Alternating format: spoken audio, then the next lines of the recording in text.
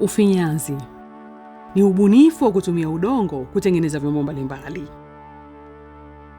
Ubunifu huu hufanywa na mhusika kwa kuunda chombo anachotaka kisha kukichoma kwa moto ili kukifanya imara.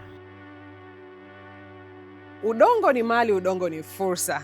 Unaweza kuamini kwamba bakuli zuri kama hili hapa, kikombe kizuri kama hichi hapa, kimetengenezwa na udongo huu hapa. Huu unatokea Kilimanjaro, huu hapa unatokea Dar es Salaam, na ni Mtanzania jamani. Ni mwalimu lakini ana kipaji cha kutengeneza vyombo vinavyotokana na udongo. Anapatikana hapa Arusha, anatengeneza vyombo vya kuwekea maua kama hivi hapa vizuri kabisa, vyenye ubora, vyombo vya nyumbani tofauti kwa mikono yake. Yaani hizi zote ni kazi za mikono zinazotokana na udongo. Hii shughuli nilianza nikiwa toka mdogo, yaani kipaji ninacho kichwani. Kwa mfano hivi bakuli, sahani, kila kitu. Natumia teknolojia ambayo inajenga taswira kwenye ubongo. Kwa mfano unachukua nataka kutengeneza bakuli, sahani. Kwanza kabisa, ujenge taswira kwenye ubongo wako. Unataka kutengeneza nini? Mfano kikombe. Unatengeneza jedwali lako la tafakari ambao unaweza kuchukua miezi 2-3. Unaandika sekunde, dakika, masaa. Kwa hiyo unakuja kuangalia kwamba umetumia masaa mangapi katika kuvumbua kile kitu. Baadaye unakuja kuingia kwenye system ambayo ni nyingine, ambayo utengenezaji. Ile system lazima uipangilie.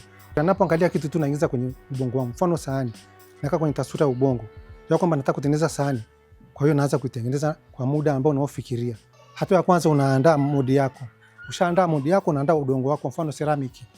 Unaanza kutengeneza. Ushatengeneza unaacha kauke. Ukishakauka ndio unakuja kuivanish. Udongo, kuna udongo ambao nilitoa Dar es Salaam. Mwingine nautoa Moshi katika pitapita zangu. Kwa mfano udongo wa rangi ya kijivu.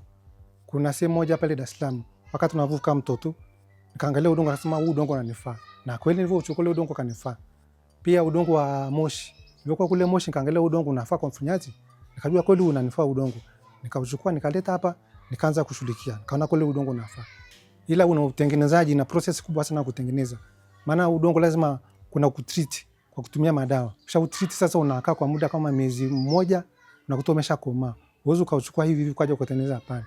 Kuna process ndefu na kutengeneza ule udongo mpaka ule udongo kamili wa mfinyazi kama mlivyo na ile bakuli. Pia hapa kuna rangi ambazo zinapatikana Moshi. Kuna rangi kwa mfano rangi ya nyekundu. Hii inachimbwa chini. Pia hapa kuna rangi nyingine ambayo inachimbwa chini tena. Hii hapa. Ni nzuri sana kwa nyumba. Ambazo nimezitengeneza rangi zake ni hizi hapa. Ambazo nimechanganya. Maoni yangu ni kusaidia vijana angalau waweze kujitegemea kwa kazi ndogo ndogo. Kwa mfano wanatengeneza bakuli, sahani, wanajipatia ajira ndogo ndogo. Kama mtu anahitaji ujuzi huu, namba yangu ya simu 0684225770.